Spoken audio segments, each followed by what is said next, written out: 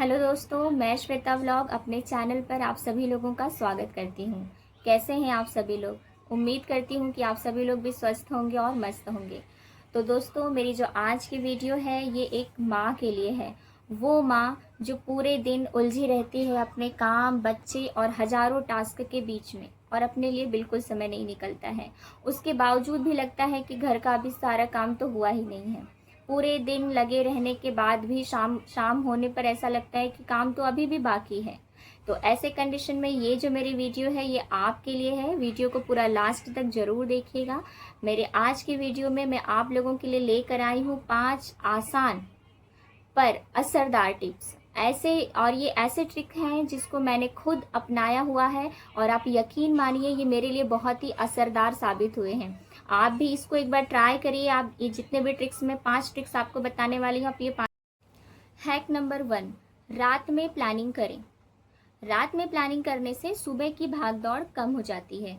हम जैसे ही सुबह उठते हैं हम सोचने लगते हैं कि हमें क्या करना है, कैसे करना है, बच्चों की कौन सी क्लासेस हैं और खाना क्या बनाना है। ये सारी चीज़ें सोचने में हमारा बहुत सारा टाइम चला जाता है।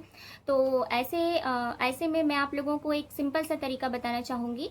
आप एक दिन पहले रात में ही 10 मिनट का टाइम निकाल करके सारी प्लानिंग कर लीजिए। अपने माइंड सेट कर लीजिए कि सुबह उठते ही हमें सबसे पहले कौन सा काम करना है, उसके बाद कौन सा काम करना है, खाना क्या बनाना है। ये सारी चीज़ों का जो माइंड सेट है, अगर आप एक दिन पहले ही 10 मिनट का टाइम निकाल कर लेंगी तो अगले दिन की जो सुबह होगी वो आपकी स्ट्रेस फ्री होगी। और उसके बाद घर का काम और अपने लिए समय भी उसमें शामिल होना चाहिए। देखिए, मैं आप लोगों से हर बार एक ही चीज़ बोलती हूँ कि हर वुमेन को सारे काम के साथ में अपने लिए भी समय निकालना बहुत ज़रूरी होता है, क्योंकि आपको खुद को रिफ़्रेश रखना बहुत ज़रूरी होता है। इसलिए सारे काम के साथ में अपने लिए भी एक समय आप ज़रूर निकालिए, जिसमें आपको अपनी पसंद की चीज़ें करनी होंगी, जिससे आपका हैक नंबर 2, टाइम ब्लॉकिंग। हर काम के लिए एक टाइम सेट कर लें। हम लोग पूरे दिन छोटे छोटे कामों में उलझे रहते हैं और शाम होने के बाद ऐसा लगता है कि अभी तो कोई काम हुआ ही नहीं है, काम तो अभी कंप्लीट हुए ही नहीं हैं हमारे। तो ऐसे कंडीशन में हम क्या कर सकते हैं, हम टाइम को ब्लॉकिंग कर सकते हैं। मतलब कि टाइम को हम अलग अलग हिस्सों में बांट सकते हैं। जैसे कि आप इस तरीके से सेट कर लीजिए अपने टाइम को कि सुबह 7 से 9 आप बच्चों को रेडी करना है, उनके लिए ब्रेकफास्ट रेडी करना है।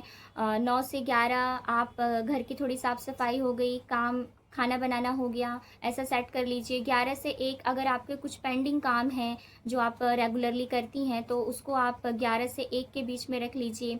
1 से 2 आप अपना लंच टाइम रख लीजिए और थोड़ा सा रेस्ट का टाइम रख लीजिए। इस तरीके से जब आप अपने टाइम को एक ब्लॉक में टाइम ब्लॉकिंग कर लेंगी ना, तो इससे आपका माइंड सेट रहेगा कि मुझे इस टाइम में इतने काम को कंप्लीट करना है, वो ऑटोमेटिकली फिर होता रहे। हैक नंबर 3, मोबाइल टाइमर लगाएं। मीडिया टाइमर सेट करें। हर माँ यही कहती है कि मेरे पास टाइम नहीं है, मेरे पास वक्त नहीं है, लेकिन अगर आप दिन भर आप स्क्रीन टाइम चेक करेंगे तो कम से कम 3-4 घंटे आसानी से निकल जाते हैं। तो इसके लिए आप सिंपल सी कुछ आदत अपना सकते हैं। आप सबसे पहले तो स्क्रीन टाइमिंग जो है उसको लिमिट कर दीजिए, एक लिमिट में कर दीजिए स्क्रीन टाइमिंग। और दूसरी चीज़, आप सोशल मीडिया यूज़ करने का एक टाइम बना लीजिए कि हाँ, मैं दोपहर में फ्री रहती हूँ तो आप इस टाइम पे सोशल मीडिया यूज़ कर लीजिए। अगर आप रात में जब फ्री हो रही हो तो उस टाइम आप यूज़ कर लीजिए, ताकि आपके बाकी काम पर इफेक्ट ना आए, है ना। और तीसरी चीज, आप नोटिफिकेशन को, अगर जरूरी ना हो, अगर आपके लिए इंपॉर्टेंट ना हो तो आप नोटिफिकेशन को ऑफ रखें, ताकि बार बार नोटिफिकेशन की वजह से आपका माइंड डाइवर्ट ना हो। इस तरीके से छोटे छोटे कुछ टिप्स को अपना करके आप जो है उसको आप इजी बना सकते हो। क्या होता है ना कि जब हम ज़्यादा फ़ोन यूज़ करते हैं या ऑल टाइम फ़ोन उठा करके आप चेक कर रहे हैं सोशल मीडिया पे, तो इससे आपके घंटों निकल जाते हैं और हमें पता भी नहीं चलता है। उससे दूसरा इफेक्ट ये भी आता है कि जब हमारे काम पेंडिंग होने लगते हैं तो फिर हमारा माइंड भी इरिटेट होने लगता है। इसलिए अगर आप चीज़ों को एक ब्लॉकिंग में डाल देंगे, एक मैनेजमेंट कर लेंगे, कि अपने टाइम को मैनेज कर लेंगे कि मुझे इस टाइम पर ये करना है, इस टाइम पर ये करना है, तो इस तरीके से आप अपने लाइफ को ईजी बना सकते हैं। हैक नंबर 4, छोटे छोटे काम को डेली करना।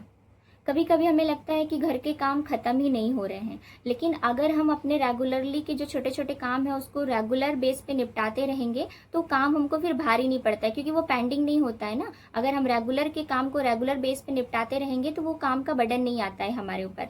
जैसे कि अब लॉन्ड्री का हो गया, चाहे आप वॉशिंग मशीन में कपड़े धुलते हो या खुद से धुलते हो, दोनों ही कंडीशन में आप लॉन्ड्री को रेगुलरली क्लियर रख लीजिए।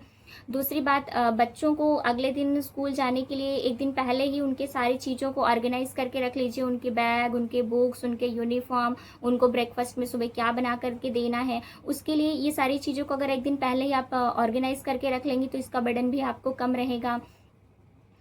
तीसरी चीज़, किचन में आप हर रोज़ थोड़ी थोड़ी सफाई करते रहें। काम के साथ में 10 मिनट का समय निकाल के किचन में अगर आप रेगुलर बेसिस पे सफाई करेंगे ना तो आपको एक दिन मतलब ज़्यादा उसके लिए परेशान नहीं होना पड़ेगा। एक वीक में एक दिन का ऐसा प्लानिंग करें, जैसे कि अगर आपको सब्जी लाने का काम है तो आप हफ्ते में एक दिन उसके लिए निकाल सकती हैं, सब्जी वगैरह का काम कर सकती हैं, या एक्स्ट्रा आपके पास और भी जो काम है उसका वीकली एक दिन के लिए प्लानिंग कर सकती हैं। हैक नंबर 5, मदद लेना सीखें। हर काम अकेले ना करें। माँ बनना एक सुपर पावर होता है, लेकिन सुपर हीरो की तरह आपको भी कभी कभी मदद की ज़रूरत पड़ती है। तो ऐसे कंडीशन में आपके परिवार में और भी जो लोग हैं, आप उनसे थोड़ा थोड़ा मदद मांग सकती हैं अपने काम में।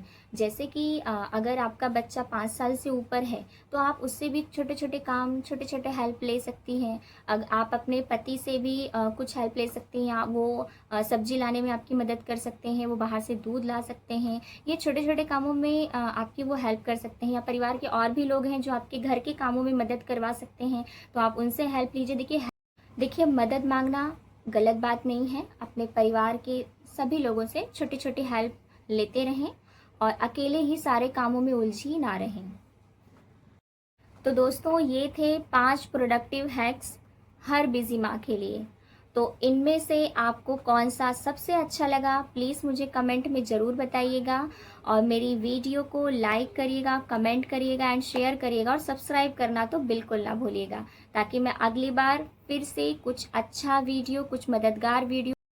तब तक के लिए खुश रहिए, व्यवस्थित रहिए और अपना ख्याल रखिए। मिलते हैं अपने अगले वीडियो में। Bye bye and take care.